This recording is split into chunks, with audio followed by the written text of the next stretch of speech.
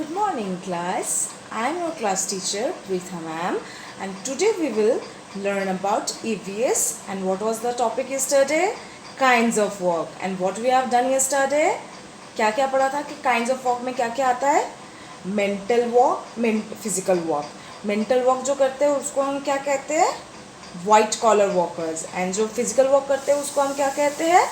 Blue collar workers. Right. तो हम लोगों ने कल ये पढ़ाई किया था ना.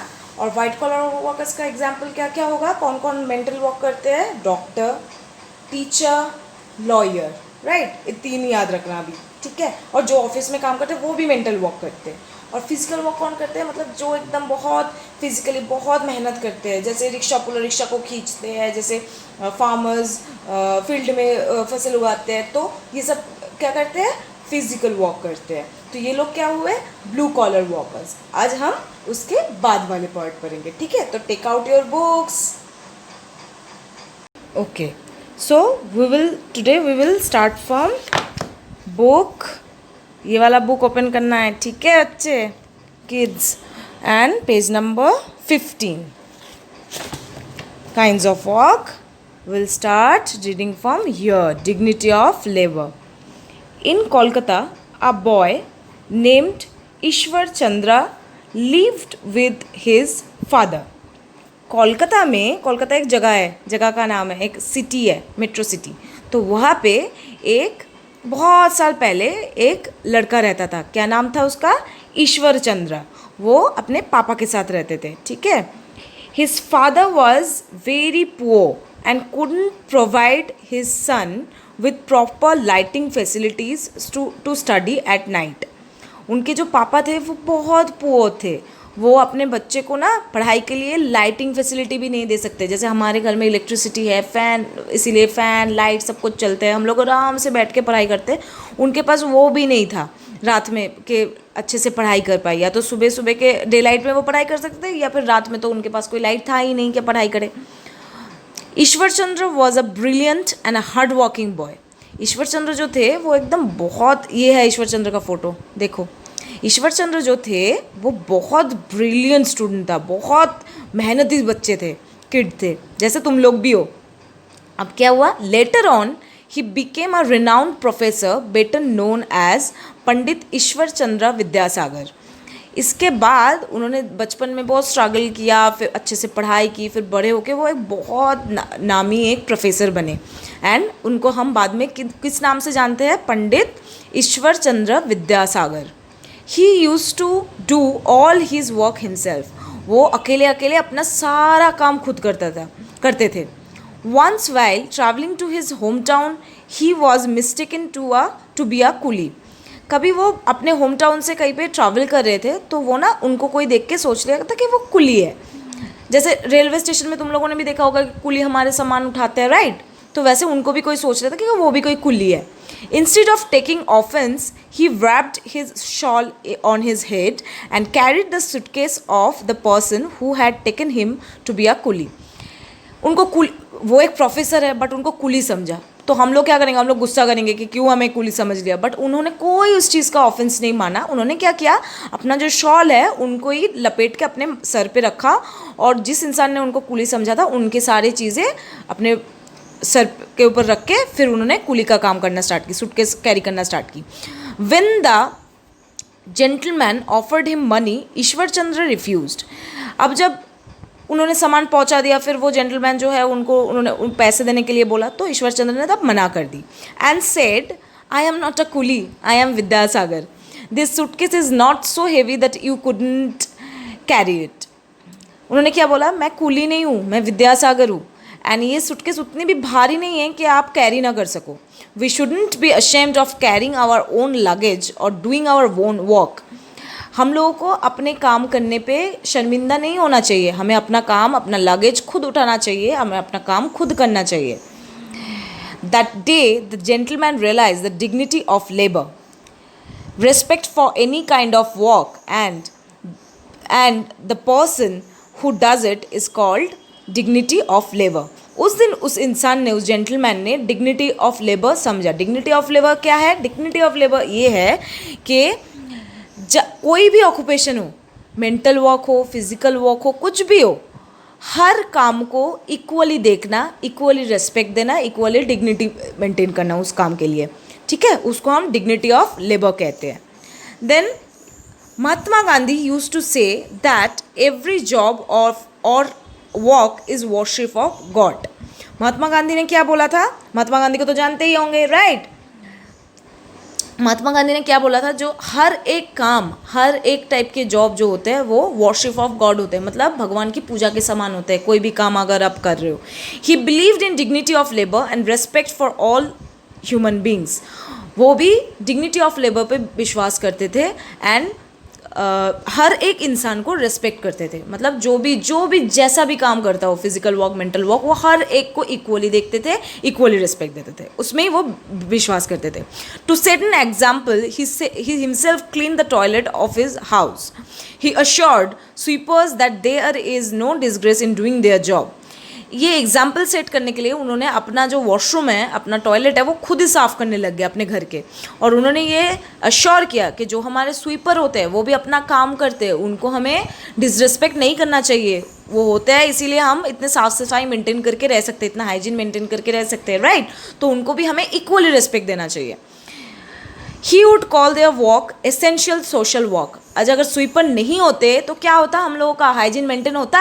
हम लोगों के लिए पॉसिबल था हर जगह की साफ़ सफाई मेंटेन करना? तो स्वीपर तो बहुत एसेंशियल काम करते हैं हमारी लाइफ में. तो उन्होंने जो स्वीपर का काम है उनको उन्होंने एसेंशियल सोशल वर्क डिक्लेयर किया. Many social reformers like Raja Rammohn Roy, Swami Vivekananda and Swami Dayananda worked hard to promote the dignity of labor. Many social reformers, बहुत बड़े बड़े सोशल रिफॉर्मर्स है, लाइक राजा राममोहन राय है, स्वामी विवेकानंद जी है एंड स्वामी दयानंद जी है, जो बहुत मेहनत की just to promote dignity of labour. मतलब सब इंसानों पे ये बात पहुंचाने के लिए कि सबको इक्वली रिस्पेक्ट दो, सबको इक्वली देखो, किसी को छोटा बड़ा कम ऐसे ज़्यादा ऐसा ना समझो, सबको इक्वली रिस्पेक्ट करो, डिग्निटी ऑफ लेबर को मेंटेन करो. सब ने ये चीज़ किया. अब नीचे अब हम लोग इतने तक ही आज रीड करेंगे, ठीक है? यहाँ से इतने तक आज हम लोग रीड किया और अभी हम लोग थोड़ा डिग्निटी ऑफ लेबर का डेफिनेशन लिखेंगे. मैं लिखूँगी, साथ साथ तुम लोग भी लिखना, ठीक है? Take out your copies. Okay, तो कल हम लोगों ने ब्लू कॉलर वर्कर्स तक लिखा था, राइट? नाउ यहाँ पे आज का डेट डालो. आज का डेट क्या है?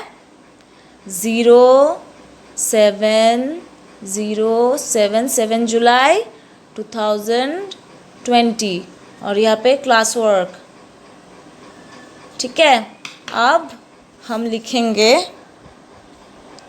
नंबर 4, define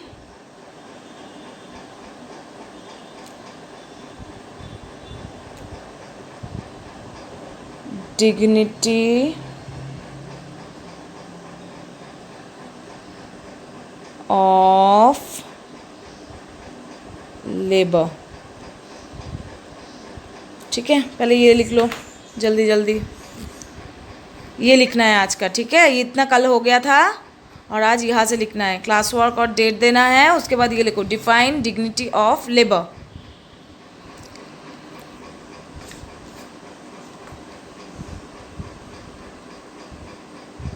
हो गया? अब हम स्टार्ट करेंगे with answer. Dignity of labour, नीचे एक अंडरलाइन करोगे डिग्निटी ऑफ लेबर के नीचे हाईलाइट करने के लिए, फिर लिखोगे, लिखना फिर से स्टार्ट करोगे, means that all occupation or job, whether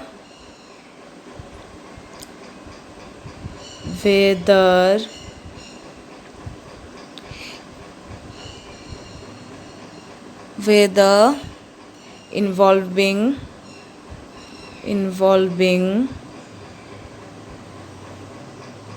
mental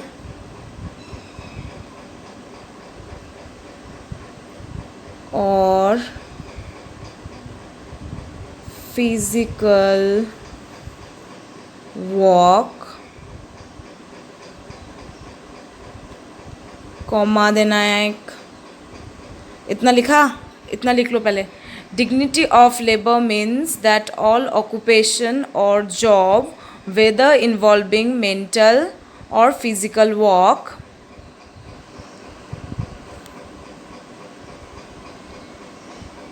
deserves equal respect and dignity. इन दो वर्ड को भी नीचे अंडरलाइन करना है. Dignity, a person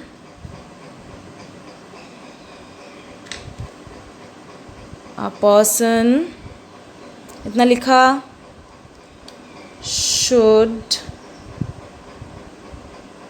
person should never be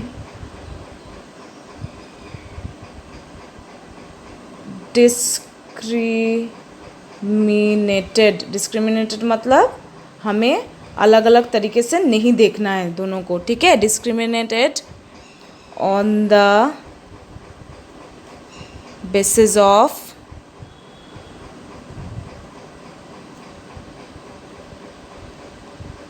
his or her occupation. Fine, चलो जल्दी से ये कॉपी करो.